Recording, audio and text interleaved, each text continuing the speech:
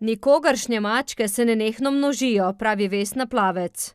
V bistvu je mačkov po vseh društvih, zavetiščih, pač prostovoljcih polno, ker ljudje pač odvržejo mačke, jih recimo več ne ubijejo, ampak jih, ne vem, spustijo v gozd, jih odvržejo na neka prometna točke, se pravi na kakšna parkirišča, veliko mačkov se tudi odpelje v motorjih avtomobilov.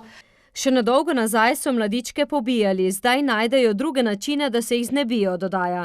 Tukaj nastopi društvo, ki jim najde začasen dom in tudi poskrbi za sterilizacijo in kastracijo. Za slednje bi morali pri svojih mačkih poskrbeti lastniki, za katere bo, upajo, sofinanciranje ustrezna spodbuda. Veliko ljudi je konec koncev tudi ni pripravljeno dati, se pravi 80 € vredne cene za sterilizacijo, ker se jim zdi to predrago. Polna cena za občane bo dosti nižja, za sterilizacijo bo znašala 45 in kastracijo 35 €. Od tega bodo lastniki odšteli polovico. Mi smo namenili v tem trenutku, zdaj po tej pogodbi, 3000 €, kar pomeni plus 3000, kar bojo plačali lastniki, to se pravi za 6000 € naj bi se zdaj opravilo teh posegov in na eno gospodinjstvo smo predvideli po 2 posega. Pri Debeljakovih v Meniški vasi imajo ta čas 9 mačk, od tega 4 najdenčke iz društva. Kot pravi Lina, je ukrep vsekakor dobrodošel.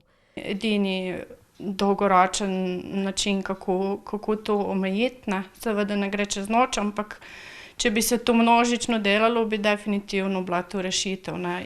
Občani lahko mačko do 30. novembra oziroma do porabe sredstev pripeljejo v veterinarsko ambulanto Buba.